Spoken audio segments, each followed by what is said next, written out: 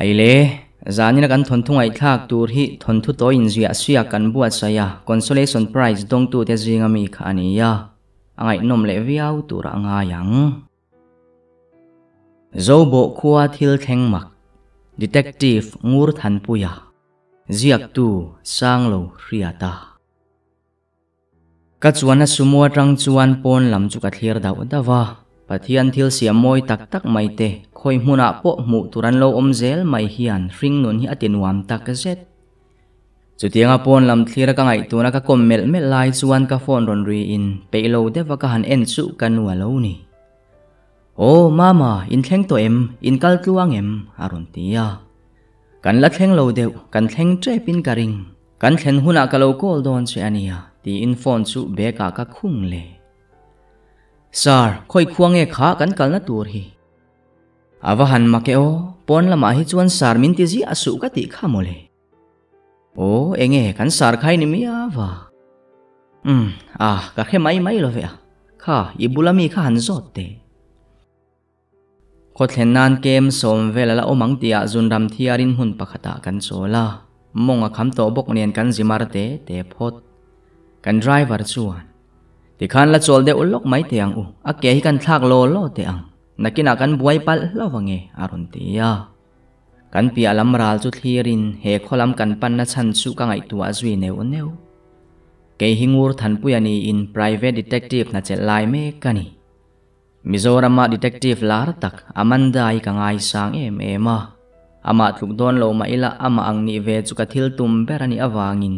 kana SI tanga bangin private detective na chu ka chel ve taroi mai kha ani tuntuma hian thingtlang kho pakhat zobo anti khuwa chuan no pangbo khe sa tlata an district police ten thei top chuwa an zon le hnu po man son thei tak lova chuan aizol detective lar amanda chu an ron pun top mai ani masela ani amandai chuan case dang serious takalo khoi lai me kha ani bok ne keila ka man lai khalo ni ya a case su ka hne na min hlan chhong ta ani ke hi ka kum mala tam lova masela inchiar zau pe mi takalo ni ve bok nen chu case po chu ka hu phur lem lo mase ka hlo chamang te ro chu ka hlau ve tak zet thum hemi tuma kanau huwa hi lal ming hluwa hani in ka hnuaya re tak thok to ani kanin nelin unawin kom ngei tak ang mai kan niya kumlama po kanin thlau lem lo hle tharuyanga ba ka ama lo felin naril ruat hatel le ze la chuwangin kabula oma case min khoi pui tu turatan chuan ani ba kan om kher lowang atira ka somero kha chuan a pewak lova ma se thu pek de orwa ka hanti ta ka kha chuan min zui lo thei tabi ka lovani sir local to ro kan chuak le to do ne ming luana aron ti chu ka ria o sar min ti to su kati khamole amonga ka pet zui thlor kan van in ngam ve to tak zanlai dar som pani arik me uchuan kan tumram chu kan thleng ve thei ta kongla chu du thu sa min a chi kan chaw tlang to ti hriat takin kan mel ngai kan mel vung mai kabula thu ve pakha chu an khovi si te in omna kan han zot le te phota a hona turlam thawani awangin keni pani point kan zui ve ngal mai bok konglaka chuan ti luamin an kho in omza te po chu zir chiang vek to ma ila kan zot non le anurei vak lova chuan VC in po thlengin an pa berle nu ber an lo lamenga kanin bualna tur tuite po min lo lum sakin kan ril tram lo te min lo zot sok mai min lo duat ang reng viau keni point in bual har phot kan du thu soin in bualna tur lam te chumin ko mu zui ta kan bal to box si nen chutia kan hanin bual chu kan har song thei kanin bual zo nuwa chuan cho te po e zuin pa ber hovin kan ti tia chumi zara chuan eng te lua soi lovin kan tluan lo te min zotin nu berain pe nuwa chuan mut zai kan rel ta ani atu kal chuan savaram chia ale ar khuang al chuan min ti hara sanakan en chu daruk le mini som panga alo ni reng to ti chuan tho chuak ngalin nu ber point tap me nunin chome tur te alo en fel me ka thingpui in le photin khuwa chuan vel turin keipo chu ka chuak a zui ta ani chuti line hlu te ero ka kai tho du talem lo thung tuk in jing na zong adu chen han mu te se zo bo khuwa tena an thil ton chu thakal ta mai khala ni bok nen an khuwa chu angui deuh rui ni hian ka ria chuti line an khuwa chu ala thingtlang ve boka jingkar bo ruak po chu thiang thata kani nula jing tui choi ho nen po in to kin min en zui ve vong vonga mel thate lua lo ma ila khopui tlangwal na na chu thingtlang nula tan zong kalo lang sar ve ani ma na tin chu mai ba ka mi khwal de chu min en du ve hrim hrim te po ani ve thei tho bok chutiang chuan in zani khuwa chu alo lian ve hrepa ka pe chen chen ka fan kual nuwa ka kir le lu te po lo tho luau to kan thlenin pa le an khovi cp ni bok puki manen chuan lo ti ti lua min akhat to kinan lo nui le hak hak thri i chuan rei lo te a cho chu kan ei ta chomalama chuan thil thlen dan kim chang puki man hena tanga hriat phota chonulama atuar tu te in lama kal chu karua mandan ani ani khatna atan chuan a tok via wang cho te kan ei khamfel nuwa chuan tiang hian puki ma chuan thil thlen dan tlang pui chu a soita heng thil hi thama salama thil thleng kha ania kan khuwa hi in hriat angin in zani vel ni in naupang le thalai po kan om ve nual mai kan eizon na ber chu lo nei hi ani chumi ania wang chuan nu le pa nula le tlangwal hi chu kho en la hi chuan khuwa kan om meu lo ti la kan soi sual lowang naupang te po school chu han om ve bok ma sela school te an bang ma thei em ma primary le middle school ba om heksu an school ban te hian dai hnai vela sawa te hi an vele mai thri tum khat ming te ale atrian te pathum sawa ve chu ming te atrian te pathum chau chu an lo le tamaya anu le pa te na ming te omna an han zo la chuan chung ho chuan ti khan kan in then thanga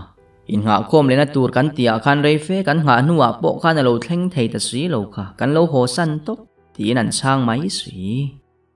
pawalai le tlangwal tlom ngai ten chumi zan la chuan kan zong nga la ma se mu chu soi lo anu mau mang reng po kan mu ta lo wani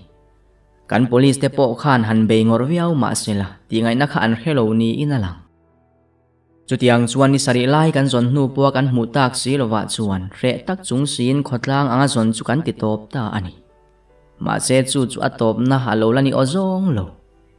mingte kan zon top nia tranga aninga na a chia chuan hei kan then om pulian te tu paruat felaleng chu lo ho tik nia om le tamia lo mai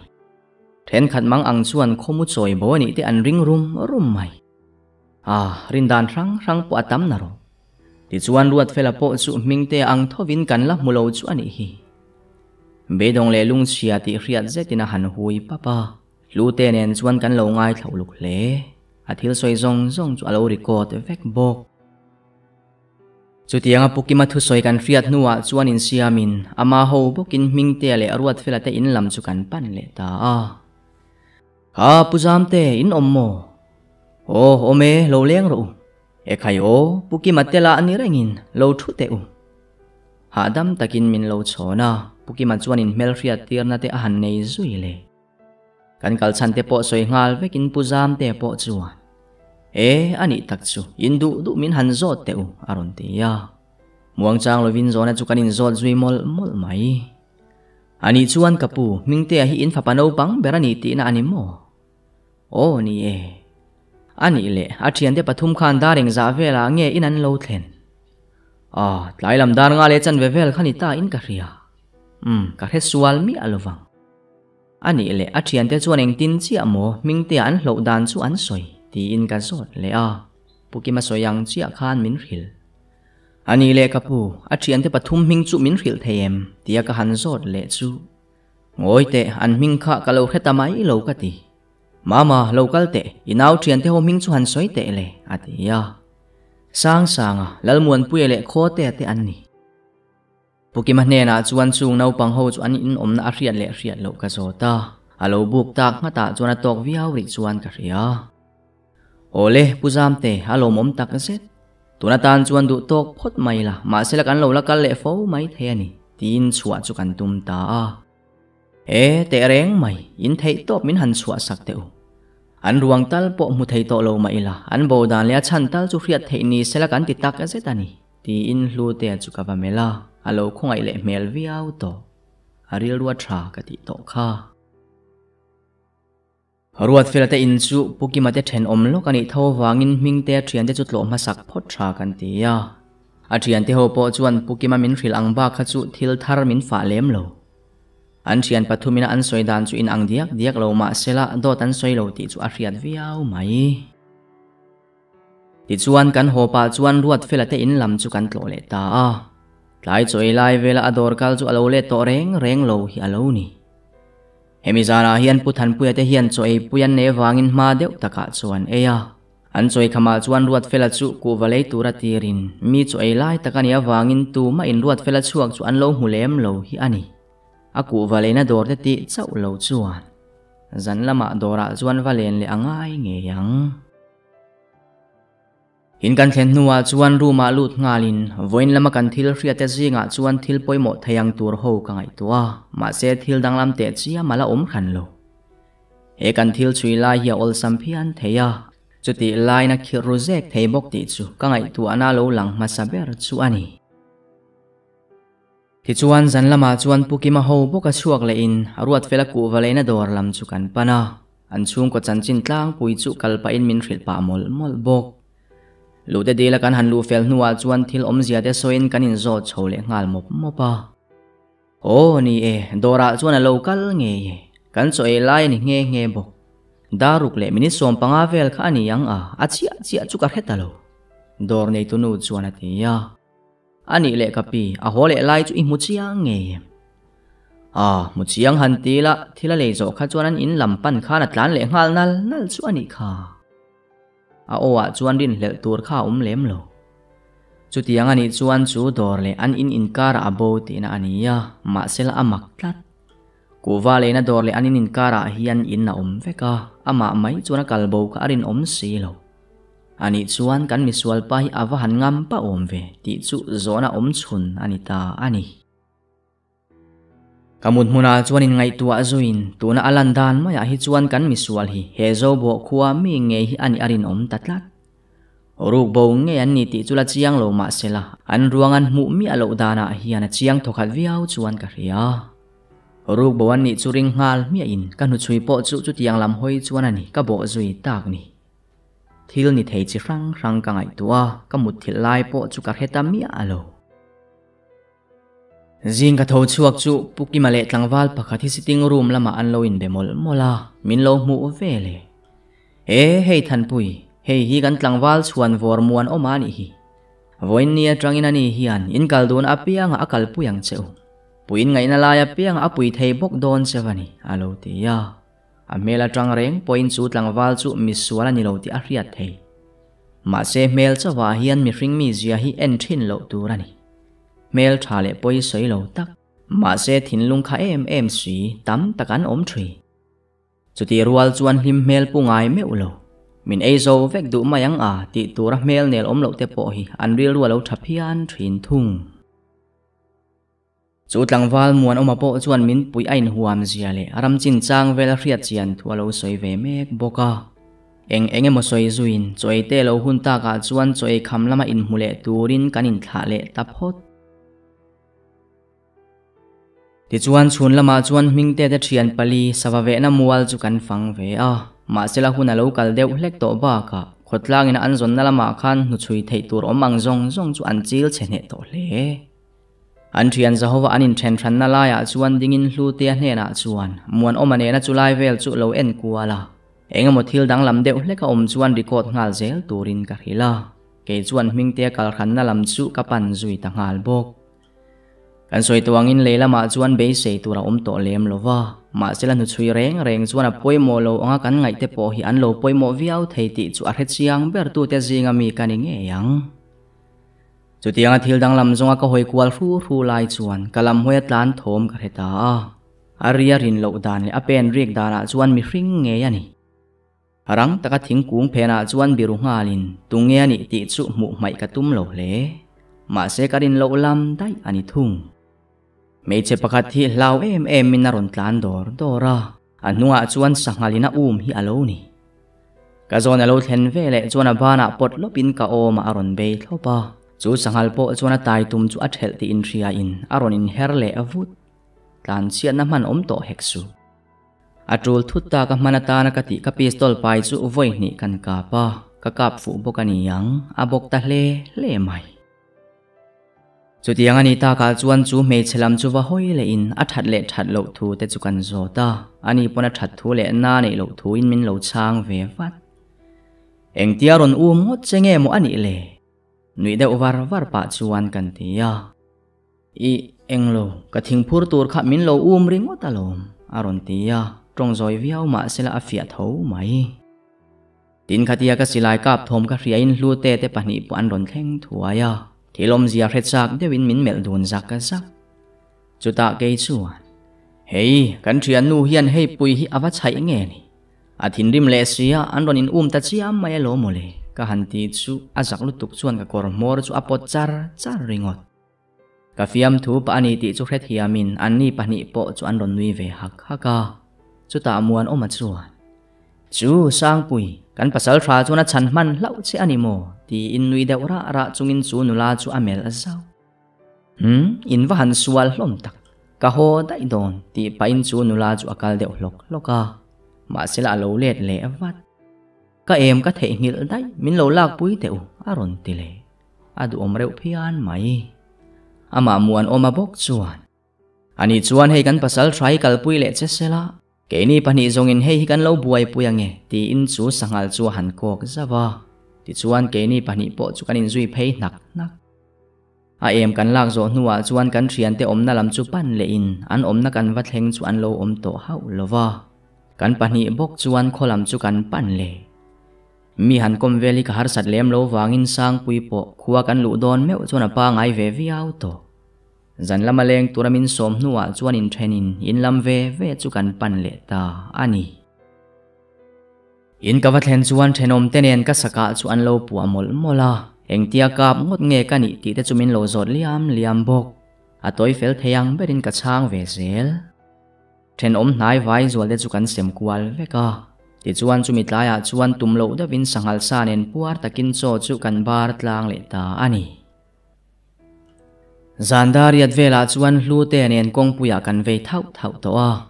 aruat fela ku valena dora tanga anin in kara chuan han in ruk bo theina tur omang thim zual lai te omem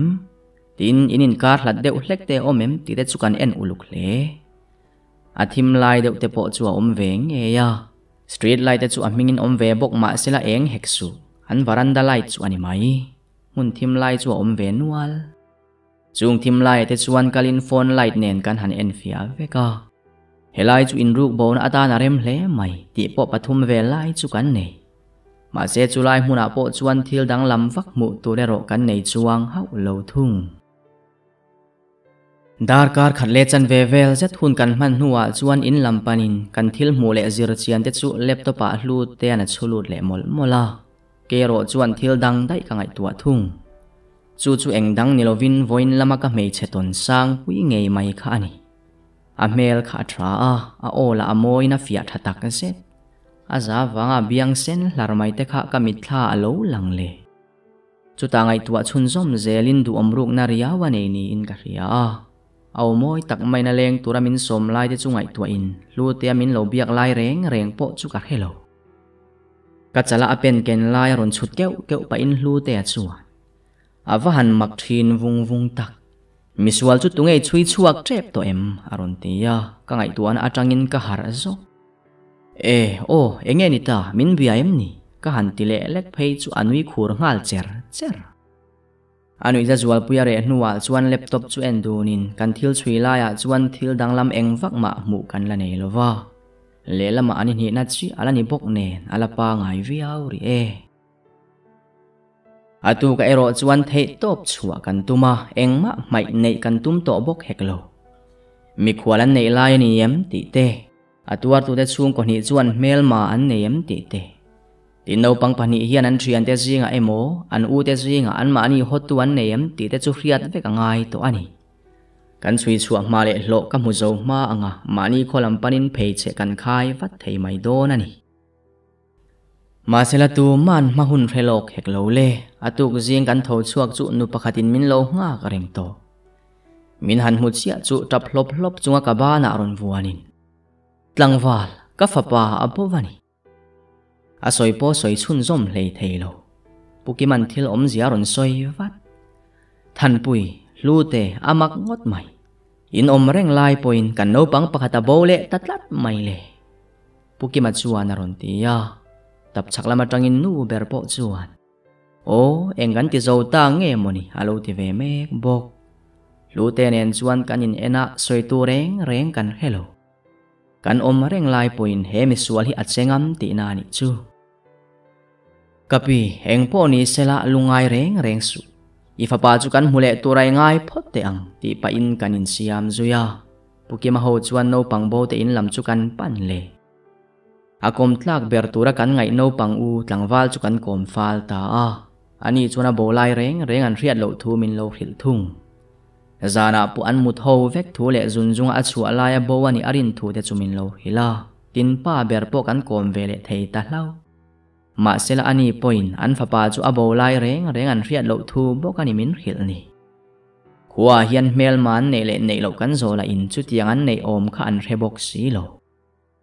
ma se lom ruk na riau ka nei chu no pang pani bo te kha chu are deuh hlek to awangin chui kha har sa chuti line khang no pang bo pani te nen khan hemi po hi ain zom nge in ka ring tlat thung chuti ani chuan he case kan bo zui watanga yani aru bo tu hi mithu mun reng ani arin ombok in leng zual puyan ho nuwa chuan in le a che vel chu kan en fi ata a anin hnung le sir vela tu ma an lo lakal lo chu alom om hle lu te nen chuan eng po kan zong hi ani deuh berto chutia kan hoi zau deuh hlek chuan ka din atanga pen somni vela hian thilwar hi ka muta a chulam pana kan kal chu hnim te chu alo pe huna molte ra tlia tharlam tak alo om nual bok chuta romol nia ka hriat chu gloves bunin kan lakanga kan hnim chin chu ari mana kher mai thil om zia alang tanta e ti chuan bo zui va thra ka hriat awangin hlu te chu ka auta a kan malam chu pan thlazelin man mo deuh taka tlan thlak na ti chu a hriat via vani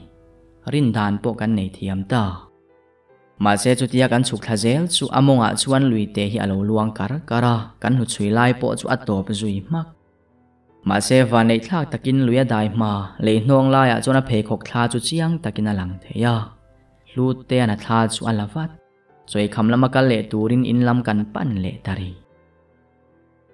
chutianga hnu ma te kan hmu ta ka chuan ke ni po chu kan phur thar ta viau mai kan mi swala hian he khuwa hian kan om ti a hello nge ni ya min zuam lutuk zok ni ta ang ma se tu na aron chet le na hian kong min siam sak zok don ni ina lang tlatani chote kan ei kham hnuwa chuan mon omate in lama lut le in ani ram chin re chiang ti taka apuina kan mamo nge don ni in ka ria kan batheng chu ama chowa om la ya lo ni muanom khoya nge moi chung te dang hian om le ti in hlu te chuan han zo ta chung te po ka nei lo hei keima tlong hi kani mai ti in min lo changa ain pe fel hnuwa chuan kan hu chui tom na atang chuan bul kan tran le Julai nai vela chuan pu ke mo thlama nei le nei lo te kan zo ta om venwal thu min ril chung thlam te po chu kan en suwa le ve ka nga yang tin puk te po chu chutianga thlam pathum vel lai mai kan lu chhuwa hnuwa po chuan thil danglam hmu tura om lo ma se chutia tui te ina kan thu tha dam lai chuan ka ma zon tul pikar atang chuan thil eng hian min ron chhun ta tlat engma ngai tha thiang lo ti hriain ka juk pan thlanga la nim kan hai sok chu chempui le buara pani hi halloween hlom fel at mai tuna kan thil ton lai mek nen hian engma hi enliam mai chi ani lo ti ka ria lute polo thleng thlawatin buara le chempui chu be ka ada lut zui le chulai hmun le a che vel po chu kan en uluk via vani anu dewa chuan lute chuan sar hei hi lo ente tin min ron kova damdoi bur te rote hi alo ni kan hnim chin chu kharomol kan charami nen khana rim malo in ang chia kan mi sual pa hian engwanga helai vela hnu chia ringot hi nge ani ti chu zo na ani ta ani helai nai vaya hian tombu ka nei ti na ani thei mayangem ma se kan han fan kwal le fe hnuwa po kan mi sual chet na le omna sul hnu ni oma lang chu kan mu chuak thei tatlat lo khuala ni sela alo tlai lam to bok nen kholam chu kan pan le taphot kan ho konga chuan hlu te chuan muan oma chu iwa han chau mel ve ti in han zo ta nia kan wam sam meu lo nge ni ka chau mariau mai ti na lo chang ve le mai bok o i lo kal ve khera ni chu mole chuan sar thilom dani ka chui zon thiam deuta kan miswal pa hian he khuwa hi athli thlai renga ruk bo tura morem chana piang chu damdoi kha mangina ru bo ta zel mayani karing dik fu lo mo ti fu in ti mel za tin naron te ya nie chu tiang chu thil om dana ni mele ma sela zon ala tam lu tuk tlat chu wangin thil ti swal tui kan man wa tanga yani ani lom ni muanom ti in muan oma chu kan mela nie kan khonau pangan ru bawa chu wangin kan man wa tanga yani alo ti vele bok hetiang kan thei to pa ma kan lak lai hian khotlang point no pang te chu an zong ve renga ma se tuna kan kalna lam hi chu kalwak lo se ka ti thu pukima bula khan ka soya achan po fin fiana kan mu turang kha kan mu thei lo ka hlo wanga ni abul le a che vela an lo zong ve mup mai ti na ni chu kan hola ma chuan sang pui kan tok hlau uthan pui engtia bo nge an ni chu in hre chuak trep to em lau thong mel takin aron tia lu te an min lo chan khal wat sang pui lungai ma ta che kan sar hian mo khe sui chuat thei lo wala nei lo ma sela ama hi atwana muang ve rima a han ti chu kan han nui ho le ri chu ta thu tak deu zo kin sang pui chuan uthan pui engtia bo nge an ni khonga in sui chuak wat teu kan thla muang to lo em mai aron tia ole te reng mai irin aya ma da in kan sui chuak mai the ania ti pain kan pi ai zewa azak le si nge ni in chunga min tlan lu san dai chumizan chu om ha damina tu ka chuan khotlang tlom ngai te rual chuan kan chuak ve le ta a tlai thlenga an khuale a che vel kan tuam chua po chuan a ruang tangyal po kan la muta chuang lo fo mai pukiman hena chuan zong to lo mai tur le a zon na chu ka kuta da mai turin ka tia ma sela ani chuan chutia ti mai om po chu ani lain an chung khat leina nai te hi chuan an zom duin ka wa han ring lo em aron tia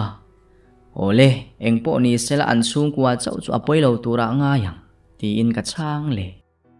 nie chutia nang berina thazok tur nia i hria chuan kan zom mai tur la ni ti in tlangwal ho lo thut khom thap na lam chu ka pan phei ta puki ma chuan khaile nau te u tuna hina tlangwal nol pui chu ho to maya zonzom to ri lo mai thra kan ti dewani hei kan khwale che vel chuan tuam chuak deuh thol chu ani to eng kan ang thei bok si lo chuti line chung khat laina te ero kha chu an thu ni te se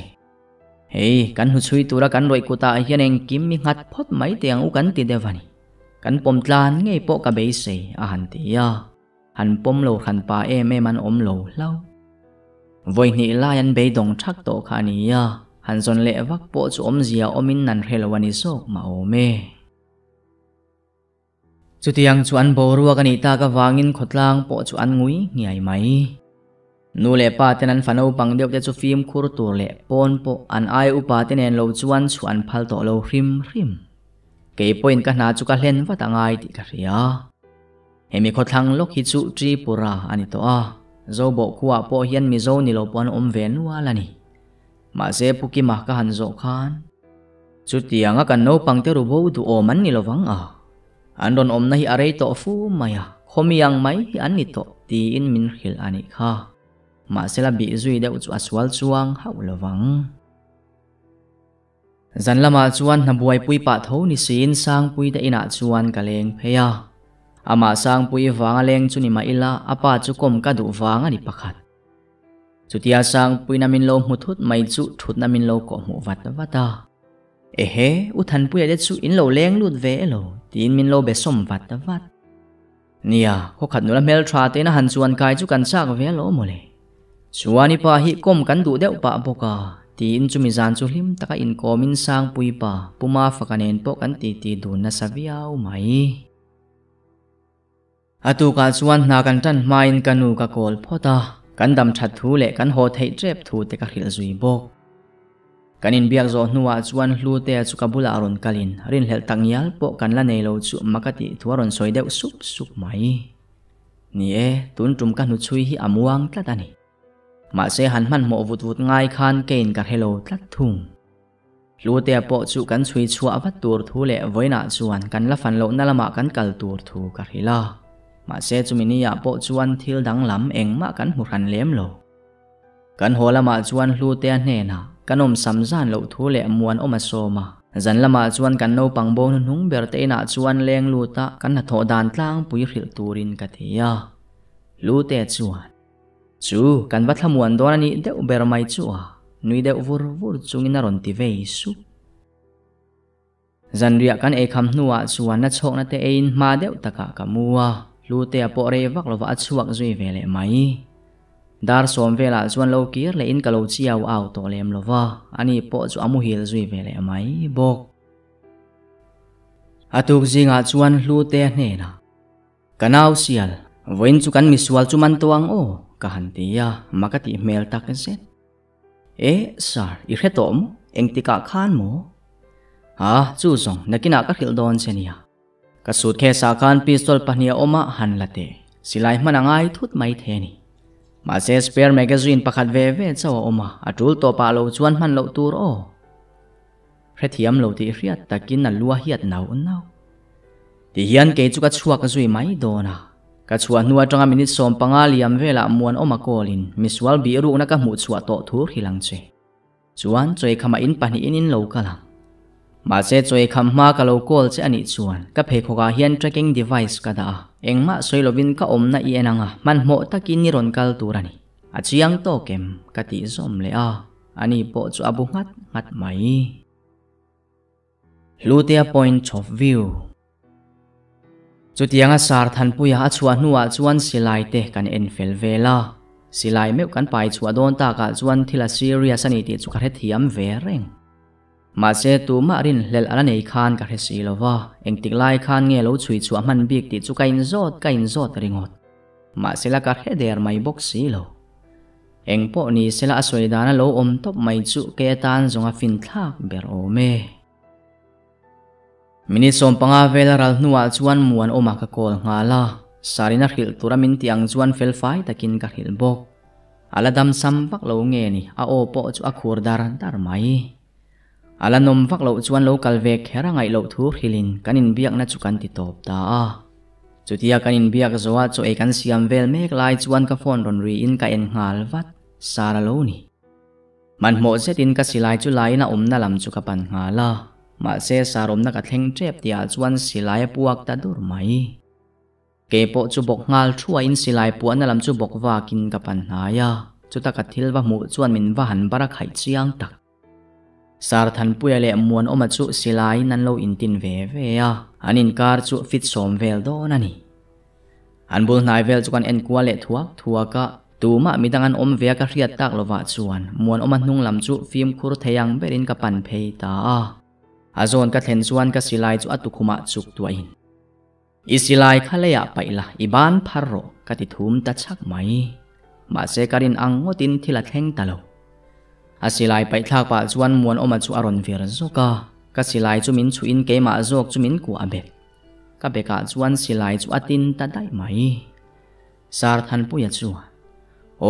lute ka wa han ril ngun to tak che mi silai itinin nai de wa tin lo tur ka ti thin khamole nie asoi ngun tak set ma se ke la in reto miau hek lo le apoi zo le ta vek mai chutiang ani ta ka chuan muan oma chuan uthan pui tha kher chawi ka thil tum le du po ani lo khang mi swal ho kha rem na ka pe vem mai ani aron tia angai na ka hello tak set chuta sar than puya chuan eng po chu lo ni sela no pang ho kher kha enga tinge I poyan soi lo kha aron ti vele ni an soi lo ma sela ka u khan an eng poi nge soi bi khatiang kha phu bik lovasin aron ti vele muan oma chu atap ti to enge thil om zia ti chu nakina kala kheve mai tura nga yang chuta muan oma bok chuan le uthan pui isilai khada thala lataka ike khan thai ro le sarpo in muan oma soyang chuan ti ve mai bok ti khan min ron zui to su pakhat chi angai to chuan ka zo felang asoi zo nuwa chuan sarmal puya chuan ka pa ke po chu min tuk thu zui ngalin ka kho mu chu athim tamuk mai than puya point of view muan oman min ka na tanga thi sen chuak chu ti top tumin ka kor chu ka pot thler ko ka kamal pui chu ka tuam zui mol mol lu te chu ka au pa areng bok ani poron zitrial trialin lu thing deuh nok nok paina ron tho chuak ve a lu te in ti harro kholam kan pan watangai sang pui nun na der thong ani ka han ti chu lu te poron tlan phei watin min ron kwa tho nok noka theile theilovin kholam chu kan pan le ma se chu tiang ngo chuan kan tlai lu tuk don ti riain ka silai chu ka pe a kal ngal wat tur le sang pui te ina rang taka kala sang pui veng hal turin ka ti zui ta bok min hial chu du viau ma sela thupe kani angin zom lo ngam bi kheksu kholam panin hlu te chu atlan ngal dor mai atlan nuwa chuan ke point kana chok na pai reng thin chu la chuakin ka e ngala vanei thak devin mon oma khan min kap thoi hi alo ni chet pui har sa lo ni lo lau anuwa chuan kho chung lu tin kalam panin hlu te halo tlan thlave me ka kabula ron thlen chuan ngui zetin sar sang pui chu ina umlo athian nu nen an fe a engtin nge kan ti ta kam kan kal ngal mai don ti na emni ati chu kalu ka thing ringot tho kan lak le te nuwa aman to ti na ni chu ma se muan oma ke kor ipte a khan device ka da manalo tite ina hankal photila kan chuak zui le ngal don nia katia in lam chu kan pan ta phot in kan thlen nuwa chuan kamal pui hliam te chu hlu te an min thui sakin bandei sin kan tuama damdoi kan ele nuwa chuan ka kal thei chu ani le deuh mai ama angza ni ro chu ani hau lo thung tin pistol pakhat kha muan oman alak dai wangin pukima ulbun nge mai chu hlu te ana puwa hilom dan chu engkim a chip chiara soina man om heksu muan oma chu no pang ho ru bo bertuani thu ba kala khillo tin chu ba ka min kap ma sani ngot lo chuan kap ma sabik lo turin katibok ti chuan pukima min ko mu na lama chuan kan kal para sang pui te zaw po chu kan ba pole ta lol mai thama lu tin sang pui thian nu chu achala thi sen lo luang deuh ngwai chungin na lo bok khupa thi zong ala thi bik lo hlau kan han boy som nuwa chuan ani po chu ron har zui vele main thil om zia kan han zo nuwa chuan ba deuh nuwa in chu nu chuan muan oma alo kala keni pani chuan khoya kaltum nge ni kan lo zot wat nui deuh sang pain khoya ma kala tum lo thu le thlama chol ve kan phale phalo te min lo zota lo lu turak an ti nuwa chuan ron lut ngalin aron lu rualin sang pui chu asama aron tham tho tanok mayani min ron zui anga yani atiringota ke na ka thian nu chan kan tum chu ka chala athil ken lai chuan min chuwa chu zong chu ka riat chun chu ani atia are tole tolo kan zo chu minute somvel chu aral to ang tin min lo changa ama maya hankal san chi la an heksu lu te chu lo ompui turin katia an liam na lampang vel chu kan en kwa le thuwa an kalani om tak po chu mu in chu lampan chuan rang takin ka chuk vele ta ani an nu ma pedeu huna tang chuan sang pui po chu atang ve hle ni turani anu rei vak lova chuan sang pui phei khok lo let bal chu ka muwa ka kalna lam chu adik ti rein ka man mo le zual sot kamal pui thiep deuh zok thin po chu hereng maila man mo angai ti ka riat na chuan enga ma min ngai tir lovani ber chutia ka thei to pachaka minute som chuang lai mai kan nuwa chuan ka omna atanga fit som thum dona an lo in nuk chu ka juk muta a thom nei chian ni lo ti ria in thingkung chu in phen na man pa in ka phei ve zel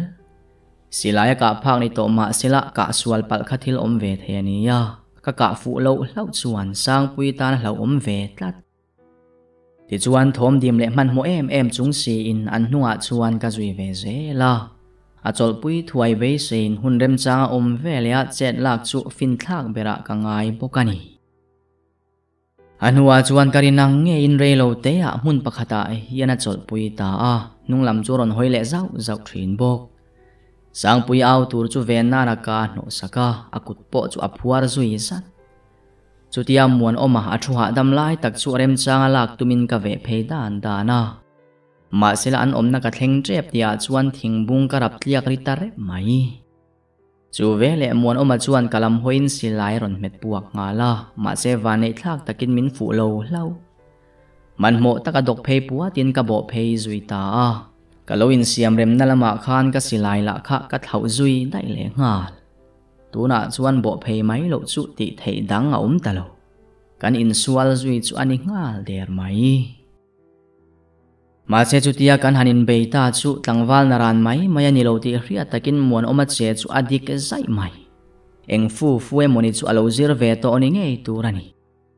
ma se ke po police ka training ma da ya trang tua karate lo zir kha kania kanin beito kang ring viau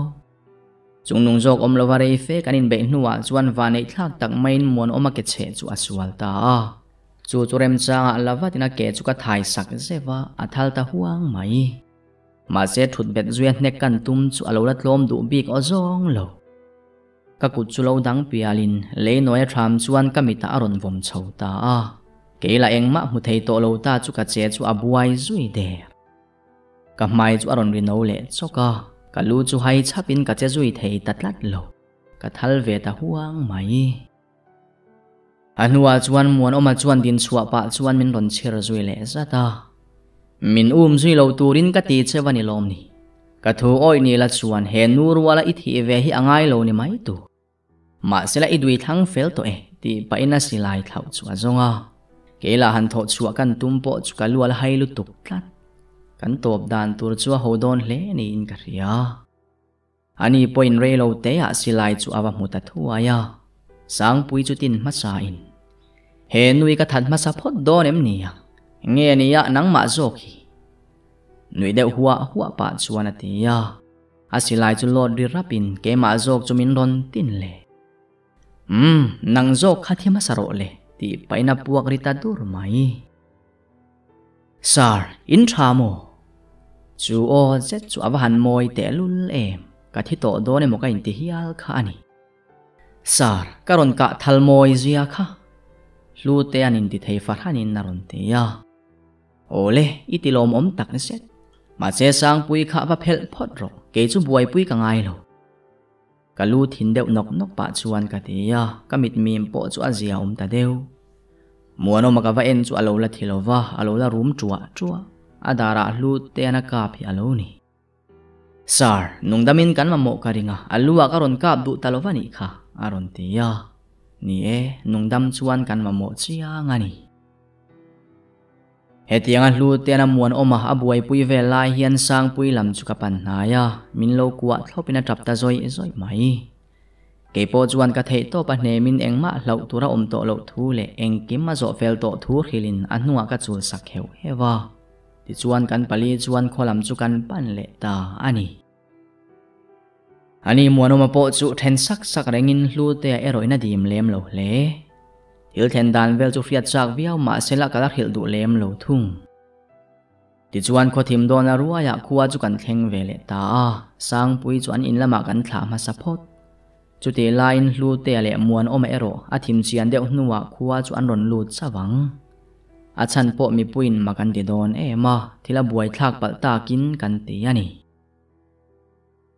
ti chuan pukimate mi khwal ruma chuan ke hlu te le pukima chuan muan oma chera phuar bea om mek chu kan thlir thapa haile lal muan om April ni som pahnia no pangkum som pahni mi lal ming sang ale anhuwa no pangkum som pakhat mi rem ruat felate tin zonun kimate ruk bodan le anhuai tha zui dan te an tak sai ti ri ral dan zong kha in puang ro le ka han ti chu muan oma chau chu mak ti om chhun na ni lo pukimale hlu te po chuan makan ti tak a set masela in puang tur bera chu angoi tatlata ole i soi du lo chuan ke man kan soi sak mai don chem ni ka han ti chu min ron mel aso min chana tum tak si lo wa chuan ani chuan khoi nge ke man kan thil mayang che are don tlat ka soi bak zong chu i soi ve to mai don nia ti in tui chu kan lem le khola atira kha chuan rin hlel vak na chan tur chaka ka khelem lo baka zonu na kha lo ru bo lo ni la rin hlel na chang che ka hello mai thei bo ma sila in ina kan ron nga tum che kha ila ria ang tiro khami tumai tam me bulai phe khok lo phoro chir kai nuai kha nui su pa in muan oma chu kamela ka soi chun zom le ข้าเพคข้าจิงละมันเนียกันหมูเนียนข้าเนนอังเลติกับมัวตินจูบากอีฟิมคุรตอกเหลาบกอิตุกเวรัยบานปวนวาร์ข้าขันกามิตาลาเอ็มบกข้าปวนิจาร์ข้าปวนวาร์เทมกันหมูเตียดเล็กข้าเนนเซปเทนตัดข้าทิลปานิกับหัวจังขันไงตัวนักกันในเทียมตาตินนินขวากันรอนเทนตุกจิงมาตะกะบัวราเนนมีหมูเหลาตะกะอิเลียมปวดตะกันไงตัวเล็กขันกระริงเลลตาเชอันนี้มาเซฟินฟิอานักันมาโมตาติปกติเจมปุยกันหมูเละบัวรากันหมูแต่ขจุนังมาติงเงียนี่ติฟินฟิอานาอัตานมันเทเหกโลเล่มาเซข้าขมินียาข้านี่เล่าทองเล่ดิโร